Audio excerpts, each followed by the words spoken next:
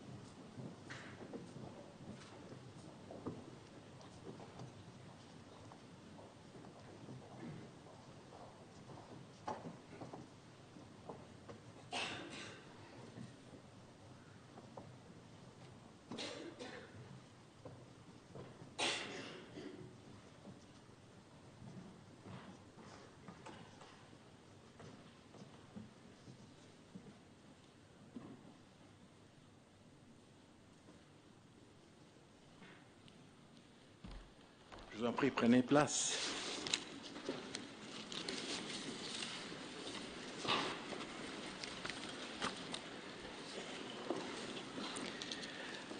Mesdames et Messieurs les présidents des cours constitutionnelles et des cours suprêmes, Madame la présidente des délégués des ministres, Monsieur le secrétaire général du Conseil de l'Europe, Excellences, Mesdames et Messieurs, je vous remercie à mon nom et en celui de tous mes collègues d'avoir bien voulu honorer de votre présence cette audience solennelle de rentrée de la Cour européenne des droits de l'homme.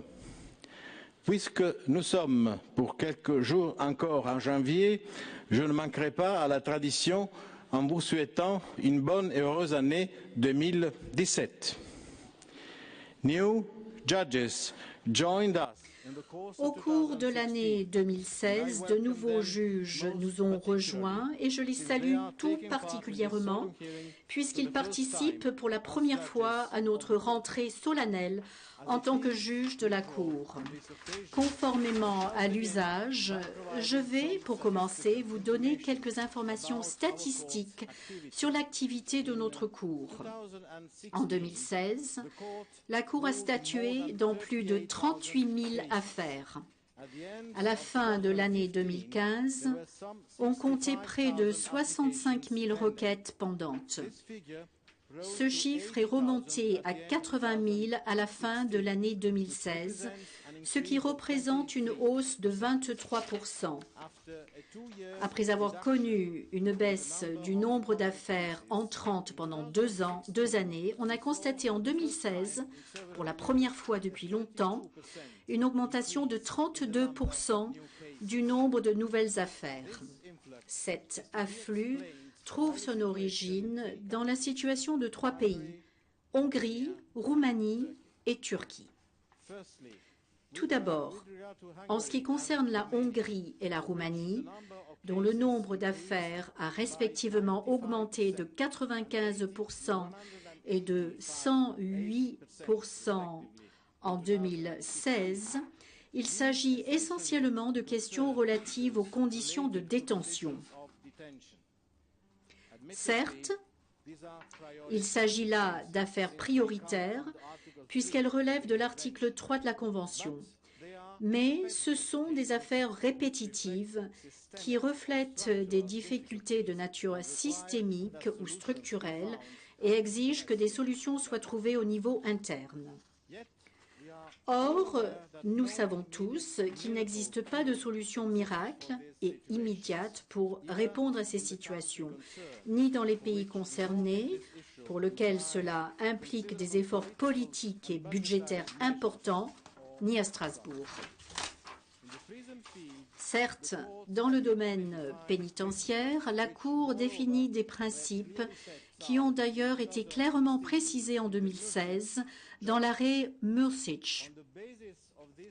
Sur la base de ces principes, elle pose un diagnostic sur une situation donnée dans un État membre. Mais c'est au niveau national, je le répète, que les solutions doivent être trouvées. C'est possible comme en témoigne l'exemple de l'Italie, dont le nombre d'affaires a été plus que divisé par 2 en 2 ans et demi.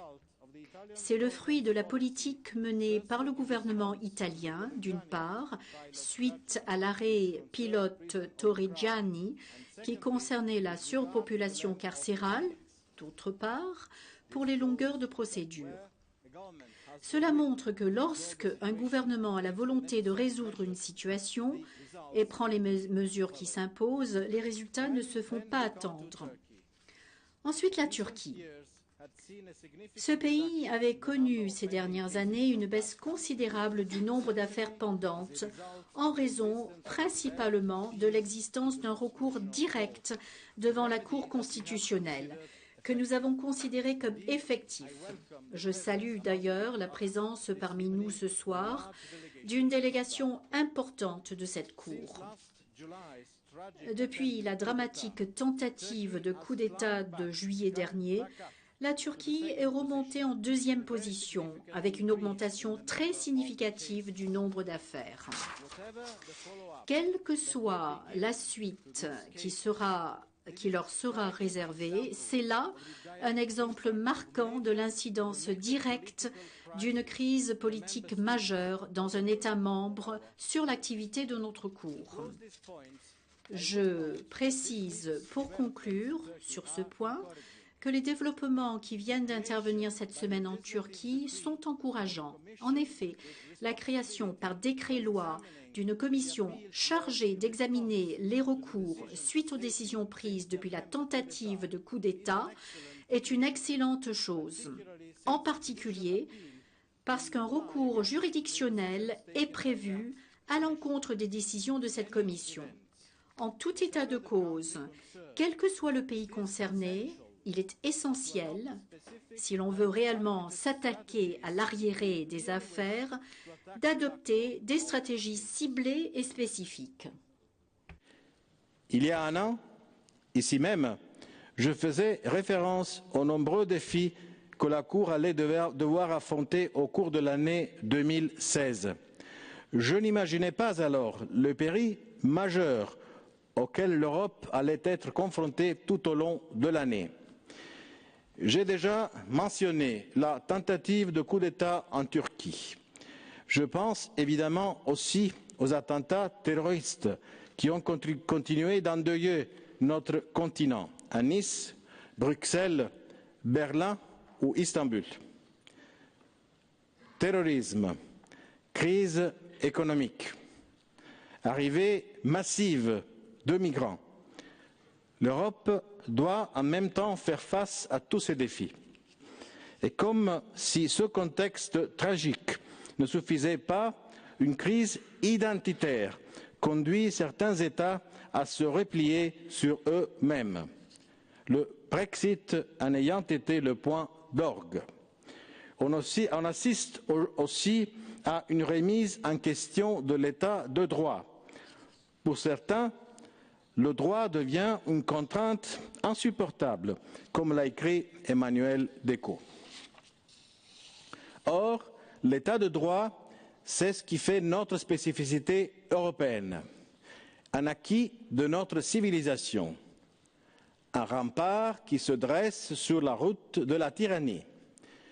L'Europe, c'est cela, une partie du monde où les règles du jeu démocratique sont posées, règles dont le respect est assuré par les cours constitutionnelles et les cours suprêmes.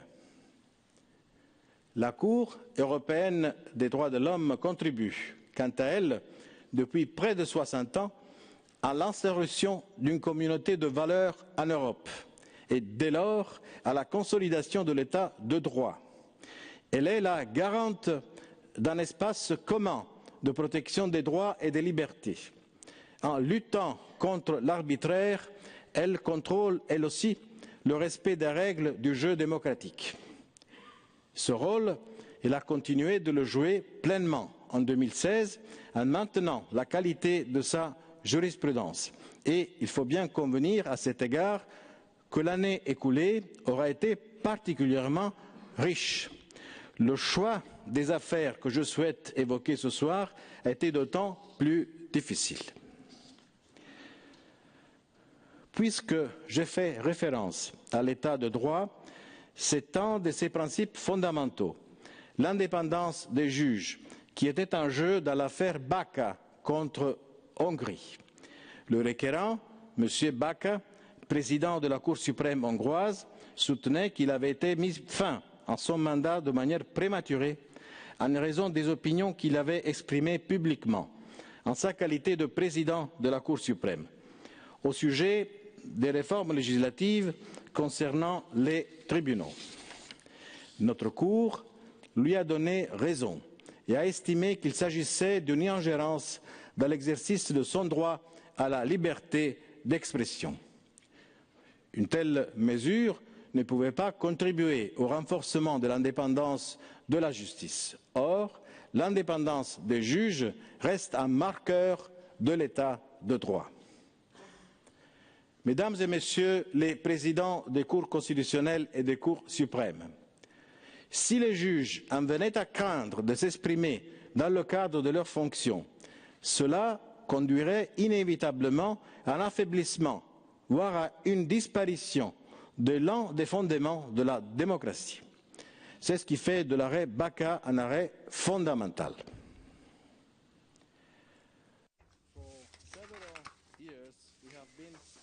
Nous sommes, depuis plusieurs années, les témoins impuissants de ces images qui nous montrent des êtres humains se jetant sur les routes maritimes et terrestres pour tenter de rejoindre l'Europe. Les hommes deviennent alors des migrants, pour reprendre le très beau titre de l'ouvrage de Marie-Bénédicte d'Hambourg. C'est précisément cette tragédie qui est au cœur de l'affaire Calafia contre l'Italie, rendue à la fin de 2016. Il s'agissait de la rétention dans le centre d'accueil bien connu de Lampedusa, puis sur des navires amarrés dans le port de Palerme, de migrants irréguliers débarqués sur les côtes italiennes dans le cadre des événements liés au printemps arabe. Nous avons jugé que leur privation de liberté, en l'absence de base légale claire et accessible, ne satisfaisait pas au principe général de sécurité juridique et qu'ils ne bénéficiaient pas des garanties fondamentales d'habeas corpus prévues par la Constitution italienne. En effet, les décrets de refoulement émis par les autorités italiennes ne comportaient aucune référence à la rétention des requérants, à ces raisons juridiques et factuelles, et ne leur avaient pas été transmis dans le plus court délai. Ils ne disposaient pas non plus d'un recours par lequel ils auraient pu obtenir une décision juridictionnelle portant sur la légalité de leur privation de liberté. Protection contre l'arbitraire, nécessité d'un recours pour contester une décision judiciaire. Voici les éléments indispensables dans un état de droit qui faisait défaut en l'espèce. La vague migratoire place les autorités nationales dans des situations de grande difficulté. Toutefois, si cet arrêt rappelle qu'il existe des principes auxquels on ne saurait déroger, il ne constate pas la violation de l'article 3 de la Convention du fait des conditions d'accueil des requérants. Il ne considère pas non plus qu'il y a eu expulsion collective d'étrangers, laquelle est prohibée par un protocole à la Convention. Il apporte donc des réponses équilibrées et raisonnables à ces difficiles questions, mais il le fait dans le respect de nos valeurs. En décembre dernier, l'arrêt Paposhvili contre Belgique a déjà été largement commenté. Il est intéressant à plusieurs titres. D'abord, quant au fond. Ensuite, du point de vue de nos relations avec les juridictions suprêmes nationales. Sa présentation exige un retour en arrière. On se souvient qu'en 2008, la Cour avait considéré dans l'affaire N contre le Royaume-Uni qu'il était possible d'expulser une ressortissante ougandaise atteinte du sida vers son pays d'origine sans que cela constitue une violation de l'article 3. Il avait alors été jugé que l'on ne pouvait pas empêcher un État d'expulser un étranger malade que, et je cite, dans des cas très exceptionnels, lorsque les considérations humanitaires militant contre l'expulsion étaient impérieuses. Cette jurisprudence avait fait l'objet de critiques. Par la suite, plusieurs arrêts de chambre étaient venus la confirmer. Toutefois, les juges qui s'étaient exprimés dans leurs opinions séparées avaient, à l'instar de la doctrine, émis le souhait que la Grande Chambre puisse un jour trancher à nouveau cette question.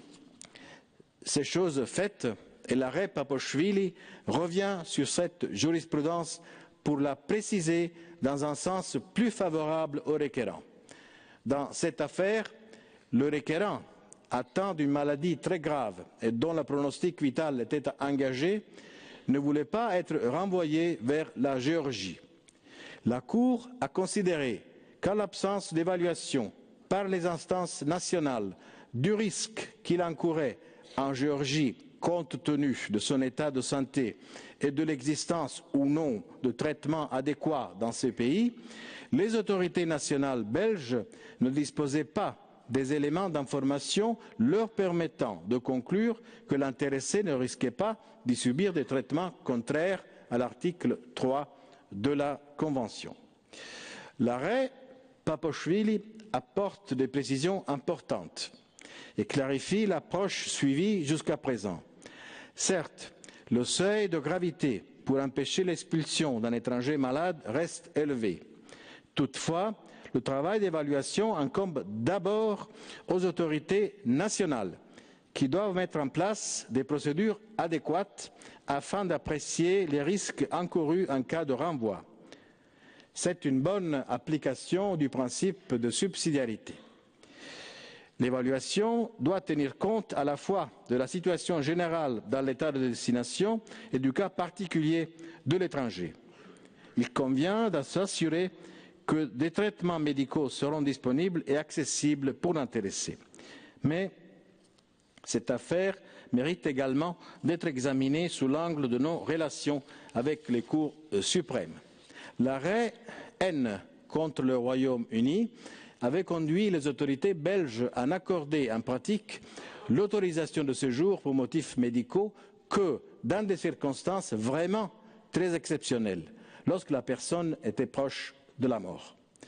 Or, les juridictions supérieures belges ont considéré qu'une protection plus étendue devait être accordée.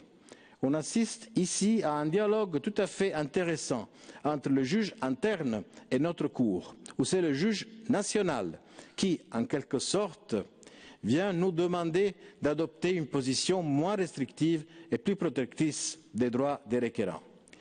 Les voix qui se sont élevées à Bruxelles ont donc été entendues à Strasbourg. Il y a un peu plus d'un an, nous lancions avec les juridictions suprêmes françaises, Conseil d'État et Cour de cassation, une phase d'essai de notre réseau d'échange d'informations sur la jurisprudence de la Convention européenne des droits de l'homme. Elle s'est avérée très fructueuse et je remercie les chefs de ce cours, Jean-Marc Sauvé, Bertrand Louvel et Jean-Claude Marin, qui nous font l'honneur de leur présence ce soir, d'avoir accepté d'être nos premiers partenaires dans ce projet. Ce sont désormais 28 juridictions supérieures en provenance de 21 pays qui nous ont rejoints. Le grand succès de cette initiative me réjouit.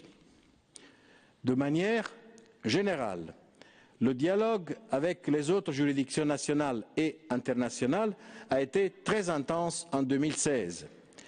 Je ne reprendrai pas ici la liste de toutes les rencontres qui ont eu lieu. Parmi les délégations qui sont venues découvrir notre cours, je mentionnerai seulement celles venues d'un autre continent, en provenance de l'Afrique du Sud, du Brésil ou du Japon. Constater, à l'occasion de ces visites, que les juges de ces pays lointains suivent notre jurisprudence et la prennent en compte dans leurs propres décisions est toujours un motif de fierté et de satisfaction. Ce sentiment de fierté je l'ai particulièrement ressenti en vous écoutant, Monsieur le Premier Président Bertrand Louvel, prononcer lors de votre audience de rentrée de la Cour de cassation ces paroles que je tiens à répéter ici même. En ratifiant la Convention européenne des droits de l'homme, je cite, « La France s'est volontairement placée sous l'autorité juridictionnelle de la Cour de Strasbourg. Le génie de cette Cour est de se retrouver à la confluence des traditions juridiques diverses de l'Europe dont elle nous propose la synthèse, arrêt après arrêt. De façon à occuper avec discernement l'espace de la marge nationale d'appréciation qui lui est laissé libre, la Cour de cassation s'est loyalement engagée dans la démarche de la Cour européenne dont elle devient un partenaire actif par ses groupes de travail et les arrêts auxquels cette réflexion conduit, traduisant peu à peu une conception renouvelée du légalisme traditionnel. » Fin de la citation. Monsieur le Premier Président, soyez-en ici solennellement remercié. Un des événements de l'année 2016 a certainement été le fait que les cours constitutionnels germanophones d'Allemagne, d'Autriche, de Suisse et de Liechtenstein ont souhaité que leur rencontre biennale se déroule à la Cour européenne des droits de l'homme. Je vois comme un symbole de notre proximité le fait que cette réunion, qui a traditionnellement lieu au siège d'une de ces cours constitutionnelles, se soit passée ici à Strasbourg. Était également présent le juge germanophone de la Cour de justice, au premier rang desquels son président, mon ami Koen Lenaerts, que je le salue tout particulièrement ce soir, puisqu'il assiste pour la première fois à notre rentrée solennelle en qualité de président de la Cour de justice de l'Union européenne. Les liens qui existent entre nos deux cours sont beaucoup plus forts qu'on ne le croit.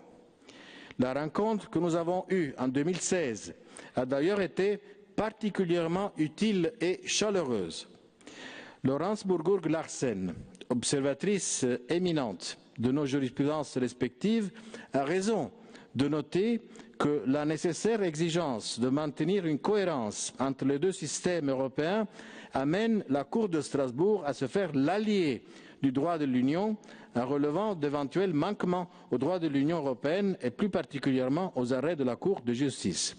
Et elle fait bien sûr référence à nos arrêts MSS et VM contre Belgique. Cette année, je ne peux citer la Cour de justice sans mentionner l'arrêt Avotins contre Lettonie. Notre Cour était amenée à analyser les mécanismes de reconnaissance mutuelle des décisions étrangères.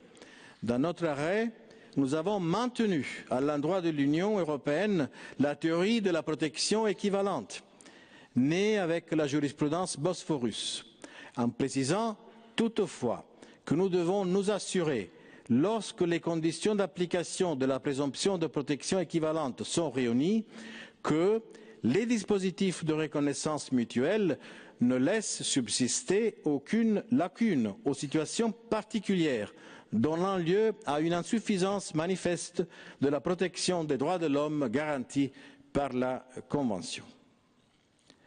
Si on considère l'articulation des systèmes juridiques internationaux, cette décision s'inscrit dans notre recherche permanente de cohérence et surtout de lisibilité pour le justiciable européen. Sans prétendre à l'exhaustivité, je m'en voudrais de ne pas rappeler le très grand honneur que nous a été fait par la ville de Nimègue, qui nous a octroyé le prix de la paix de Nimègue. On se souvient que le traité de paix de Nimègue avait mis fin à plusieurs guerres en Europe.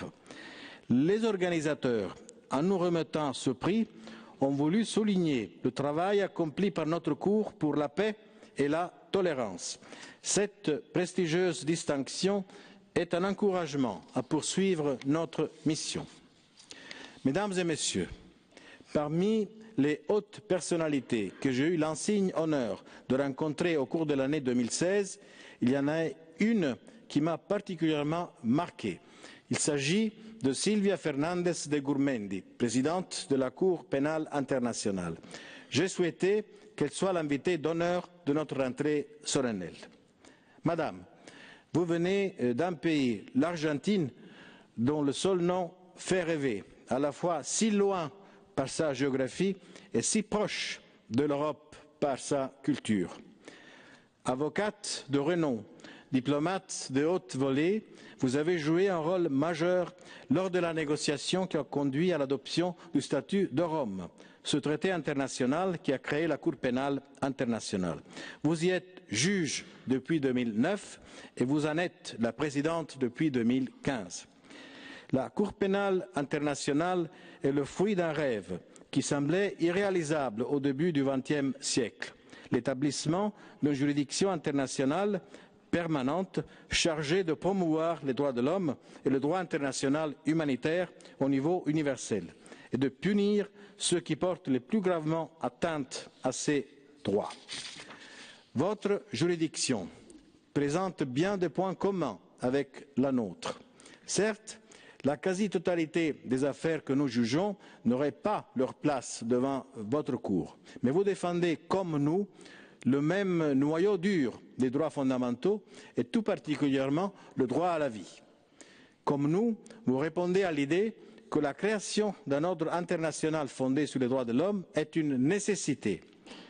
Comme notre Cour, vous faites parfois l'objet de critiques, mais vous continuez de tracer votre sillon pour que les auteurs de crimes de guerre, de génocide ou de crimes contre l'humanité ne demeurent pas impunis. Madame la présidente de la Cour pénale internationale, chère Silvia Fernandez de Gurmendi, nous sommes au service des mêmes valeurs universelles et votre présence parmi nous est une grande joie et un immense honneur. Nous nous réjouissons de pouvoir maintenant vous entendre. Je vous en prie.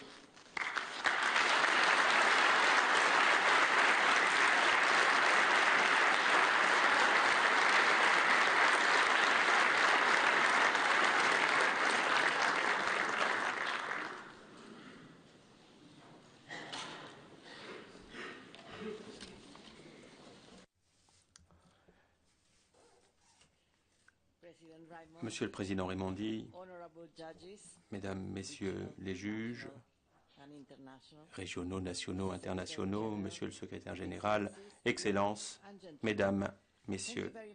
Merci beaucoup, Monsieur le Président, de ces aimables propos d'introduction. C'est un honneur pour moi que de m'adresser à vous aujourd'hui. Cette audience solennelle est certainement l'un des rassemblements les plus importants de l'année. On y célèbre les efforts de la communauté judiciaire européenne pour sauvegarder les droits fondamentaux de tous et toutes en Europe. Ces efforts rencontrent un écho au-delà de la zone du Conseil de l'Europe. La jurisprudence de cette Cour inspire, influence les efforts sur d'autres continents et permet ainsi de promouvoir les droits de l'homme partout dans le monde. Le fait est que le monde d'aujourd'hui est interdépendant et interconnecté. Ceci vaut également pour les cours. Depuis que je suis entrée en fonction en tant que présidente à la CPI il y a 2 ans, je me suis rendu compte de l'importance qu'il y a à construire des connexions entre les institutions judiciaires. L'année dernière, j'ai eu le plaisir de visiter la Cour européenne des droits de l'homme. J'ai discuté de manière très productive avec le président Raimondi sur les diverses mesures que nous pouvions prendre pour rapprocher nos 2 cours. C'est un privilège pour moi d'avoir été invité aujourd'hui à cette audience solennelle. Cette cérémonie réunit les acteurs clés de ce qui est le mécanisme des droits de l'homme régional les plus anciens et les plus importants. Je viens d'un autre continent, un continent qui a beaucoup investi également pour surmonter un passé de violence, y compris en mettant en place une commission régionale des droits de l'homme et une cour des droits de l'homme. La Cour pénale internationale et d'autres tribunaux pénaux sont différents des cours des droits de l'homme. Les tribunaux pénaux ne contrôlent pas le respect des droits de l'homme en général. Ils s'attachent avant tout à la responsabilité pénale individuelle liés à certaines violations grossières des droits de l'homme qui peuvent être qualifiées de crimes internationaux lorsqu'ils atteignent des seuils prédéfinis. Les tribunaux pénaux internationaux cherchent à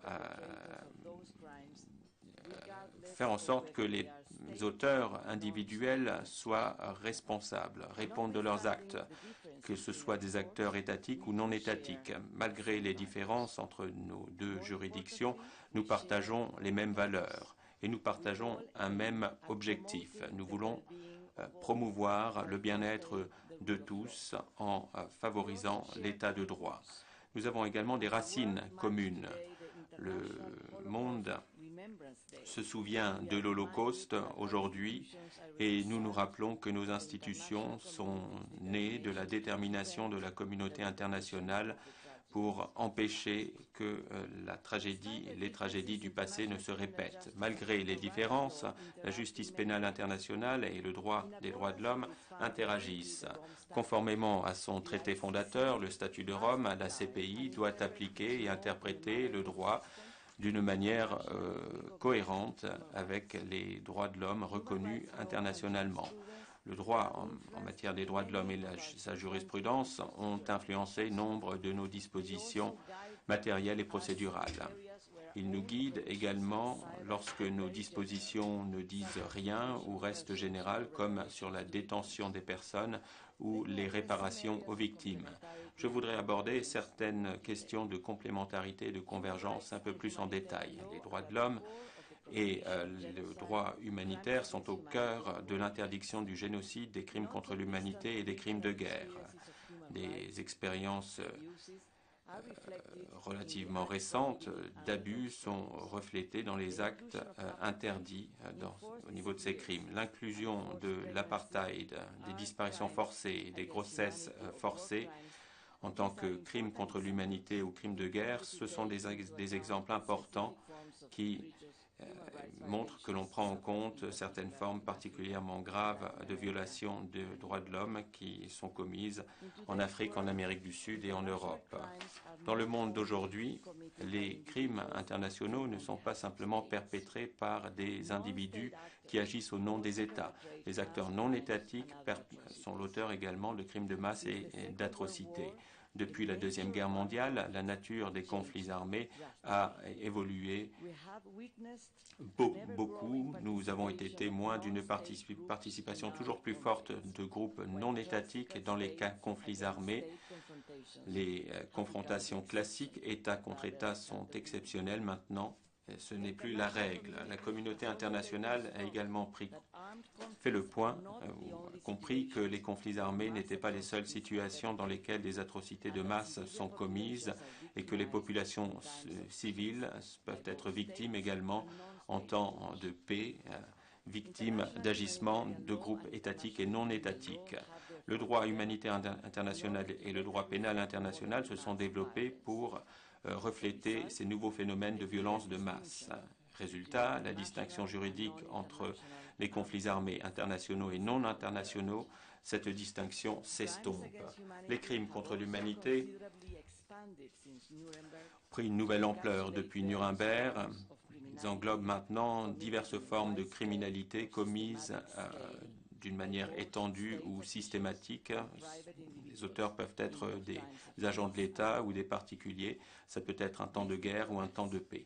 Ces évolutions fournissent une base juridique permettant de sanctionner la plupart des atrocités commises aujourd'hui. La responsabilité pénale pour de telles atrocités concerne tous les individus également, que ce soit des acteurs étatiques ou non étatiques. La plupart des affaires dont connaît la CPI concernent des États non étatiques. Jusqu'à présent, toutes les condamnations ont concerné ces acteurs non étatiques. Des condamnations définitives ont été prononcées contre deux leaders de la République démocratique du Congo, M. Lubanga et M. Katanga, et un membre d'un groupe dissident d'Al-Qaïda, M. Al-Mahdi, condamné pour la destruction de biens culturels à Tombouctou au Mali. Autre condamnation contre Jean-Pierre Bamba pour des crimes commis en Afrique centrale par des États, des forces non étatiques sous son commandement, c'est en voie d'appel. Nous espérons que ces procédures envoient un message fort. L'État de droit ne souffre pas d'exception. Grâce au développement remarquable du droit pénal international ces dernières années, les acteurs non étatiques ont maintenant été avertis. Eux aussi peuvent devoir répondre de leurs actes, de leur participation dans des atrocités de masse. Comme je l'ai dit, le droit en matière des droits de l'homme a influencé le régime procédural de la CPI. Le statut de Rome reprend des droits en matière de procès équitable consacrés dans les instruments des droits de l'homme, y compris le droit d'avoir le temps et les moyens de préparer sa défense, le droit à une assistance juridique de son choix et le droit de bénéficier gratuitement d'interprétation et de traduction dans une langue que connaît pleinement et que parle pleinement l'accusé. C'est un aspect qu'il a été difficile de mettre en œuvre en pratique dans notre cours. Le statut de Rome, c'est un pas en avant, c'est historique. Nous sommes passés d'une justice purement rétributive à une nouvelle dimension qui inclut également des éléments de justice dite restaurative. Et donc les victimes peuvent prendre part à toutes les étapes de la procédure pour exprimer leur point de vue, leurs préoccupations et pour obtenir réparation en cas de condamnation. La définition de victime et de préjudice, ainsi que les droits procéduraux et matériels qui leur sont octroyés, ont été influencés par le droit en matière des droits de l'homme et la jurisprudence des instances régionales des droits de l'homme. La distance qui sépare nos procédures à La Haye des communautés qui sont directement affectées par les crimes, c'est un défi majeur pour une juridiction mondiale. Pour assurer la compréhension et un vrai accès à la justice par les victimes, la CPI fait de nombreux efforts pour leur faire connaître le système et pour rapprocher la justice de ces communautés. Récemment, nous avons pris un certain nombre d'initiatives pour nous rapprocher d'eux. Dans l'Ouganda du Nord, nous avons organisé des visionnages dans diverses localités qui ont été affectées particulièrement par les crimes qui ont été commis par la Lord Resistance Army, ce qui a permis à ces personnes de suivre le procès contre M. Dominic Ongwen, que l'on accuse d'avoir commandé ces groupes rebelles. La Cour peut également mener sa procédure in situ. Malheureusement, des raisons de sûreté nous ont empêchés de le faire jusqu'à présent. Nous espérons dans un avenir proche être capables de le faire. Ce serait une manière efficace de rapprocher notre Cour de ceux qui sont directement concernés par les crimes qui ont été commis. Comme je l'ai dit, le droit en matière de droits de l'homme et la jurisprudence ont influencé l'approche de l'ICC en matière de réparation aux victimes. D'après le statut de Rome, des ordonnances de réparation ne sont pas dirigées contre les États, mais contre les personnes condamnées. Dans certains cas, des réparations peuvent être faites par le biais d'un fonds fiduciaire spécial destiné aux victimes qui reçoit des contributions volontaires de la part d'États, d'entités privées et de particuliers. Suite aux condamnations, la CPI a mis à l'épreuve ce cadre juridique innovant. À l'heure actuelle, les réparations sont envisagées par rapport à l'enrôlement et la conscription d'enfants soldats, les attaques contre la population civile, la violence sexuelle et la destruction de biens culturels. La distance qui sépare la procédure à La Haye de l'endroit où les crimes ont été commis, cela pose également des défis en matière de droits de l'homme s'agissant de la détention des suspects et des accusés qui viennent de pays lointains. La CPI doit prendre en compte les différences culturelles et doit veiller, entre autres, à ce que l'on puisse maintenir des liens familiaux suffisants. Là encore, le droit en matière de droits de l'homme et la jurisprudence guident les réponses que fournit la Cour. Chers confrères, Excellences, Mesdames et Messieurs, il ressort clairement des exemples qui ont été donnés qu'il existe de nombreux domaines de convergence entre, d'une part, le droit relatif aux droits de l'homme et, d'autre part, la théorie et la pratique du droit pénal international. Nous partageons un but commun, celui de promouvoir la primauté du droit. C'est pourquoi Il importe que nous soyons autant que possible à l'écoute les uns des autres. Il est important que nous puissions compter sur notre soutien mutuel pour envoyer tous ensemble, sur la base de nos valeurs communes, un message clair prônant la justice et la fin de l'impunité. Ce moment solennel est pour nous une occasion unique d'engager un dialogue afin de renforcer notre compréhension mutuelle et notre attachement à la justice. Il est aussi tout important d'instaurer un dialogue avec les juridictions nationales et à ce titre, je me félicite de la présence parmi nous en ce jour des représentants des autorités judiciaires des différents États. La Cour pénale internationale et la Cour européenne des droits de l'homme sont toutes deux des juridictions de dernier recours. Toutes deux agissent en complément du travail effectué en premier lieu par les tribunaux nationaux. Ensemble, nous participons tous à un système de justice mondiale qui vise à protéger les valeurs les plus précieuses de nos sociétés. Les tribunaux nationaux ont un rôle essentiel et même crucial à jouer dans l'établissement de l'état de droit. L'issue de la lutte visant à assurer le respect des droits de l'homme et la fin de l'impunité des crimes internationaux dépend avant tout de la volonté des États et de leur capacité à le faire.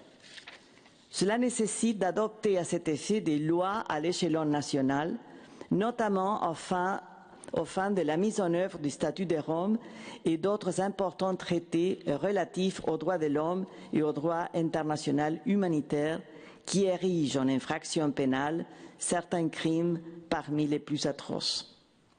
Et cela nécessite aussi de disposer de la compétence voulue sur les plans national et extraterritorial pour enquêter sur ces crimes et en poursuivre les auteurs.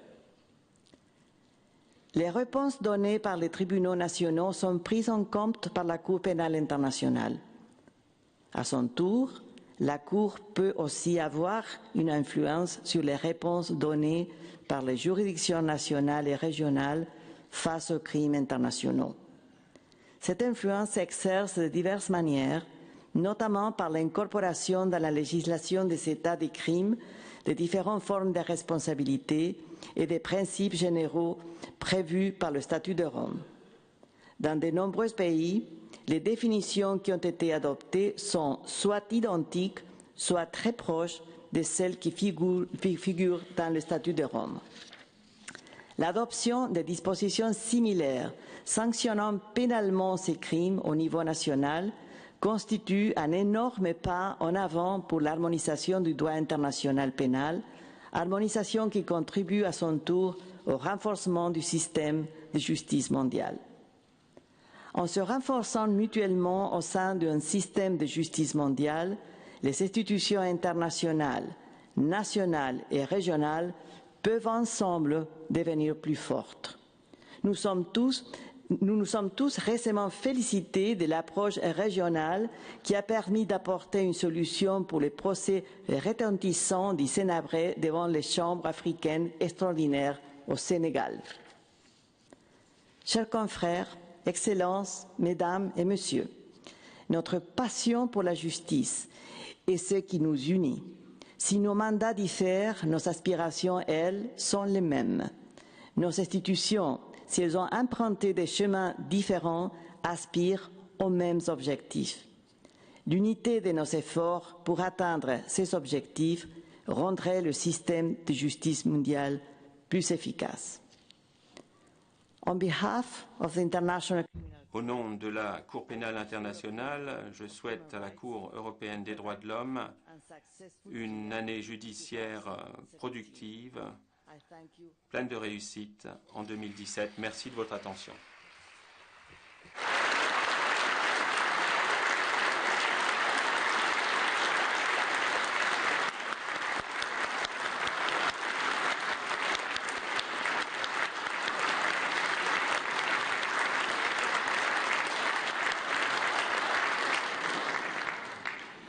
The ceremony of the inauguration La cérémonie d'inauguration de l'année judiciaire 2017 est à présent close.